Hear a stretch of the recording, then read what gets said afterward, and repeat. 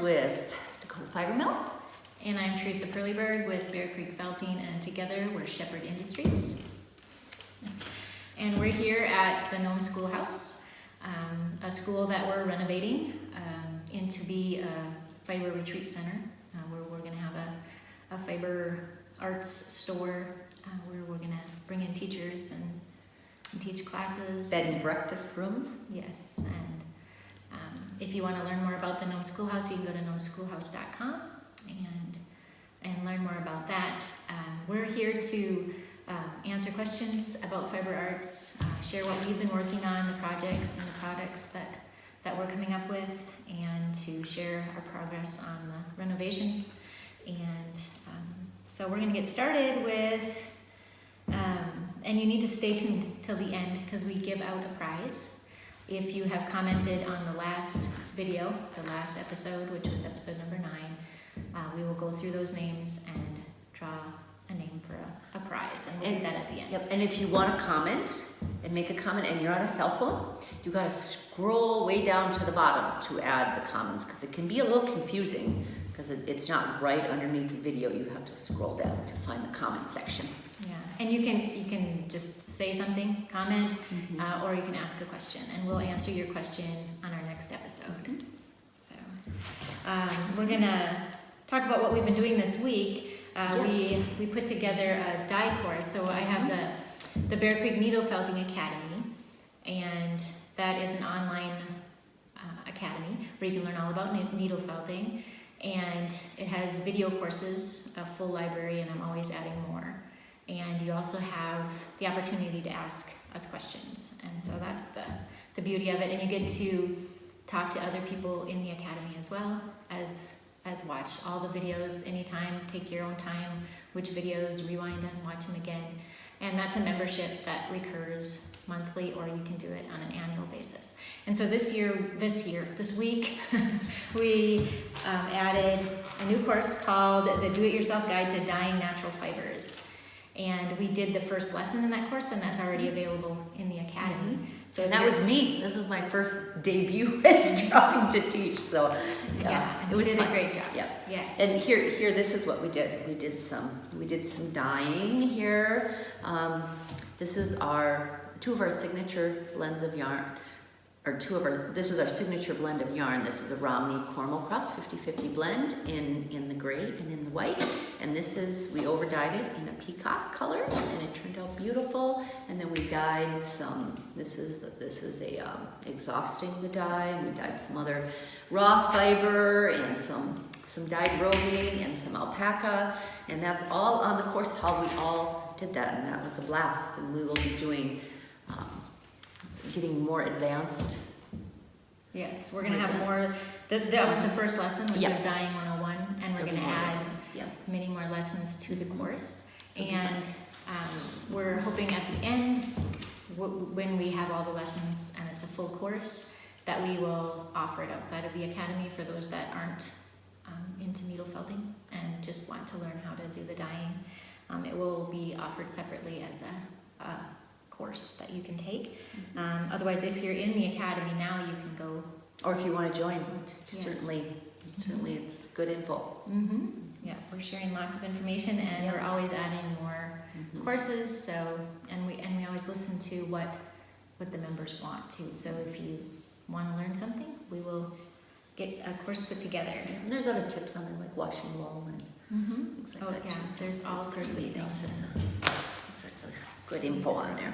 Yeah. So we learned all about dyeing the different types of fiber and things. So, and you can also buy the yarn on our website. Yeah, this is our signature. It's a beautiful, super soft worsted 200-yard skeins. So after you watch the course, you can always try your own hand at the dyeing. So, all right, and then this week I spent a lot of time here at the school, so I only got a little bit done at home. And this is our needle felting cases, which has the felt front and the leather back, and they hold the needles.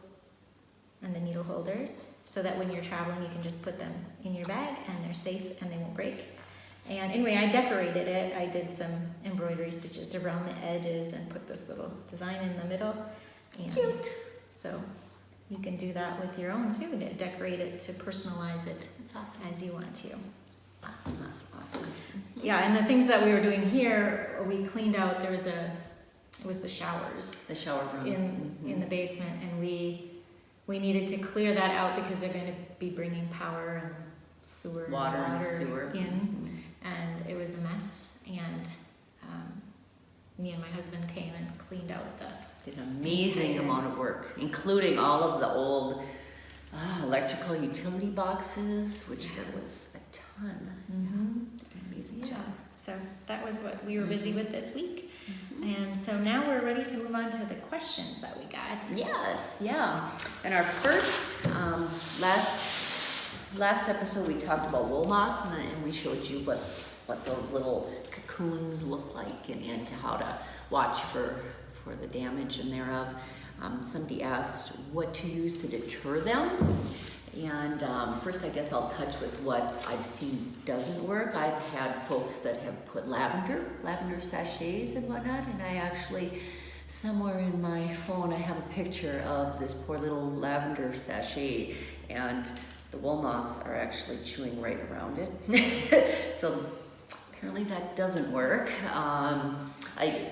Cedar, I've seen them with cedar balls in it. They'll come with cedar balls.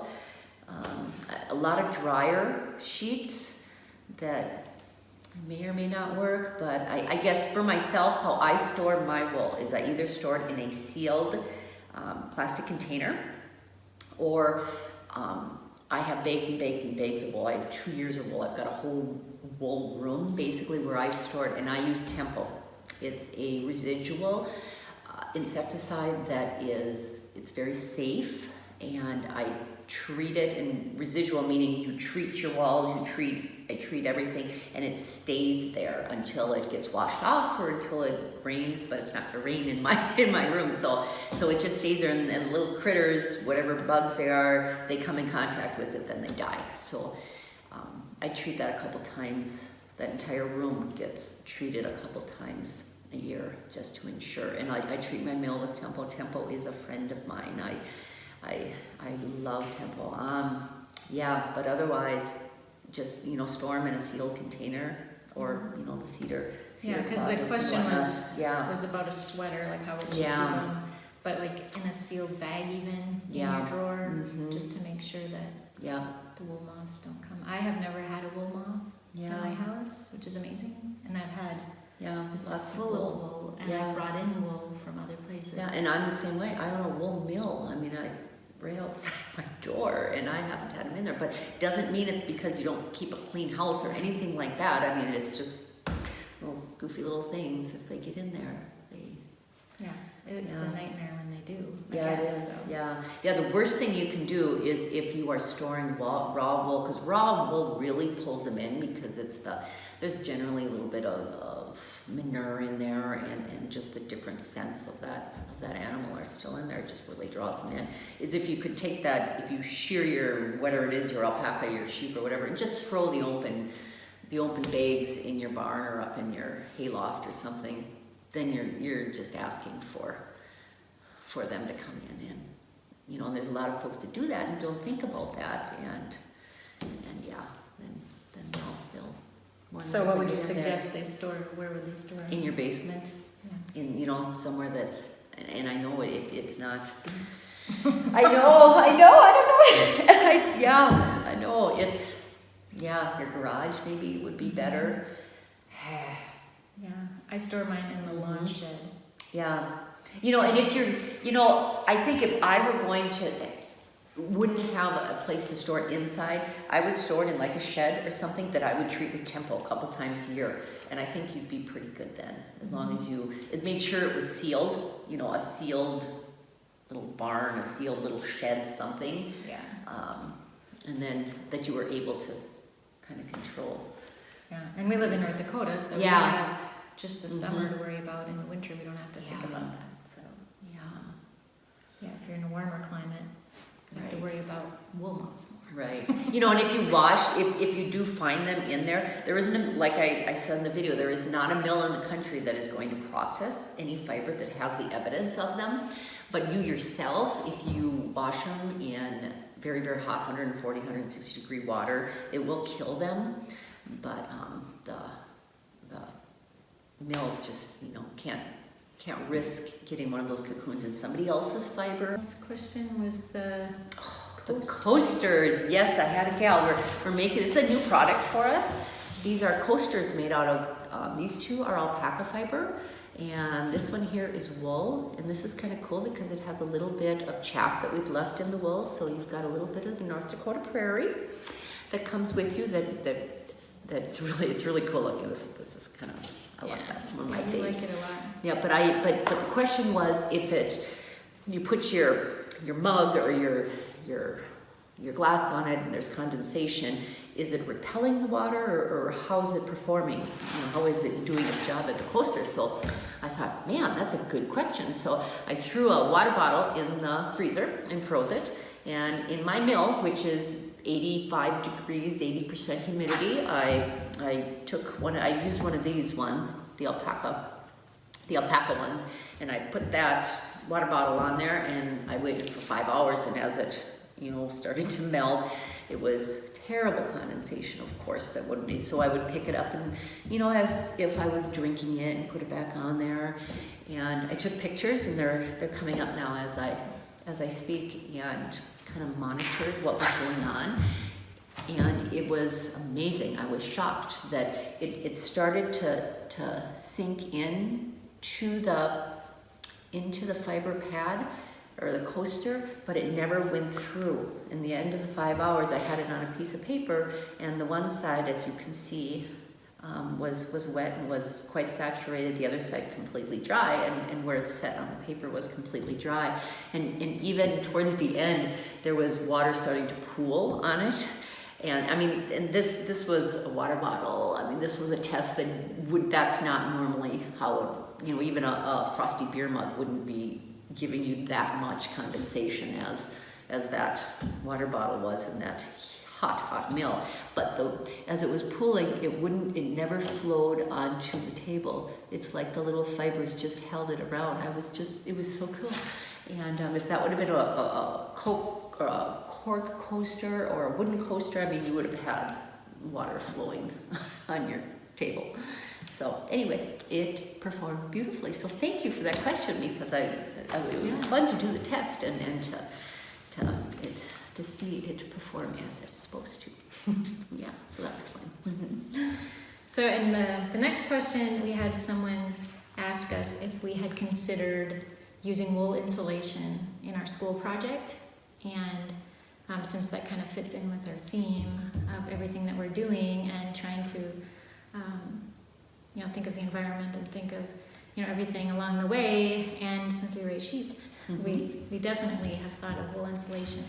And from what we have found, the wool insulation is about double the cost of conventional, and so that's a concern for us since it's quite an expensive project already, and so we need to save where we can. So now we're looking into how we can get, you know, some kind of funding, or if there's some kind of grants, that, some helps so that we could get that done. So if you had any information on that, that would be great. Oh yes, please. Yeah, because it comes in bat form, it comes in the blow-in insulation, and the benefits are wonderful in using it, and we really want to, but we just can't. We're over budget on already. We need to cut corners, but we are definitely going to search. Yeah, that's what we would choose. That is what we would choose. But yeah. you have to be smart. Yes. So, absolutely. That's the end of the questions. Yeah. And thanks everybody for commenting. Yes. Thank you. I'm glad to hear that you're enjoying our YouTube. We're excited about that. Absolutely. We get to draw our prizes, and so a number three. pick a number from 1 and 6, right? Yes. 4. Lisa, congratulations! you are our winner. So what you need to do is go to bearcreekfelting.com and use the contact form and send us your address, and we will send you the Kit and the yarn. kit and the yarn that are the Yes. prizes for this time. Yes. And next week we are doing this roving here and the yarn that we did in the Dyeing 101. And what So kind of that's roving was fun. it again? This is a 50-50 blend of caramel and Romney. And this was the exhausted pot from this that we dyed. So Which should needle kinda felt neat. really nice. it would needle felt beautifully. And this is caramel, so it would needle felt absolutely beautifully. And of course the yarn is gorgeous. It's a Romney wool. It was the gray. So it's a worsted Romney wool blend, 200 yards. And you can get these for sale at the Nome Schoolhouse website or Bear Creek Felting. And these are our signature yarns. So And to among get others. your name into the prize, scroll down if you're on an iPhone or a Samsung. and or just whatever. comment, Yeah. leave a comment, question. We love to have your questions. Yes. So, and if you are looking for any of our products, we should have these listed hopefully this week. Yes. The coasters. Yep. So you can find them through the Nome Schoolhouse website. You click on shop and then the bearcreekfelting.com in the shop.